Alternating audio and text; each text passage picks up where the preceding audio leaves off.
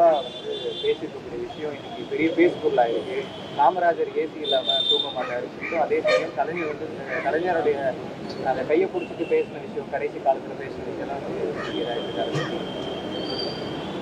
கர்ம வீரர் காமராஜர் ஐயாவுடைய சகாப்தத்தை, ஒரு அற்புதமான ஆட்சியாளரை வீழ்த்தியதற்கு திராவிட முன்னேற்ற கழகம் மட்டும்தான் முக்கியமான பொறுப்பு, முதன்மை பொறுப்பு. 1967 தேர்தலில் எவ்வளவு பொய்களை சொல்லி கர்ம வீரர் ஐயாவை வீழ்த்தினாங்க.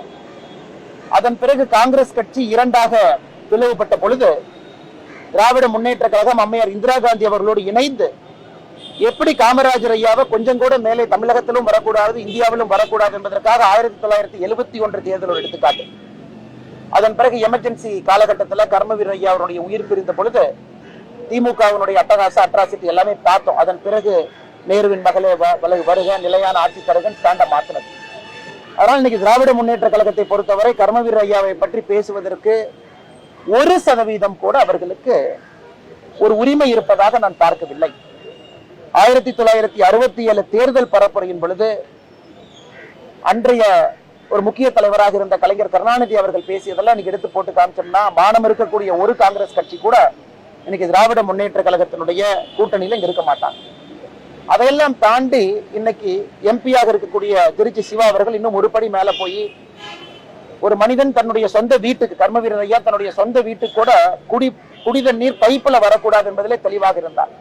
அந்த ஊரில் இருக்கக்கூடிய எல்லா மக்களுக்கும் தண்ணி வந்த பிறகுதான் தன்னுடைய வீட்டிற்கு வர வேண்டும் என்று சொல்லி அந்த லோக்கல் பஞ்சாயத்து போட்டிருந்த குடிநீர் பைப்பையும் கூட பிடுங்கி எறிந்தவர்.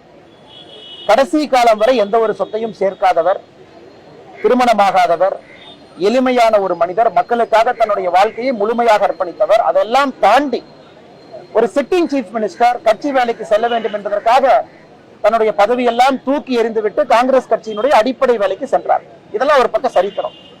அப்படி இருக்கும் பொழுது அந்த மனிதர் வந்து ஏசி இல்லாம தூங்குவாரு. அதே போல அந்த மனிதர் தன்னுடைய கடைசி காலகட்டத்துல கருணாநிதி அவருடைய கையை பிடித்துக் கொண்டு உங்களை போல ஒரு ஒப்பற்ற தலைவர் இல்லை என்று சொன்னாங்க அப்படின்னு சொல்றதெல்லாம் அன்னைக்கு கர்ம வீரர் ஐயா தன்னுடைய கடைசி காலகட்டத்திலும் கூட சொன்ன வார்த்தையை நான் திரும்ப சொல்றேன். 2 கழகங்களுமே குட்டையில் ஊறிய மட்டைகள் என்கின்ற வார்த்தையை பயன்படுத்தினாங்க. அப்படி இருக்கும் பொழுது நிச்சயமாக அவர் கலைஞர் கருணாநிதி அவர்களை தனிப்பட்ட முறையிலோ ஒரு 4 சுவருக்கு மத்தியிலோ அமர்ந்து அதை பேசியதற்கு வாய்ப்பே இல்லை. அவருடைய நிலைப்பாட்டில் எந்த விதமான மாற்றமும் இல்லை. தமிழகத்துல அளித்த தமிழகத்தினுடைய வரலாற்று, நம்முடைய முன்னேற்றம் எல்லாத்தையும் அளித்ததுல மிக முக்கிய பங்கு இன்னைக்கு ஆளுங்கட்சியாக இருக்கக்கூடிய திராவிட முன்னேற்ற கழகம் தெரிவிக்கிறது.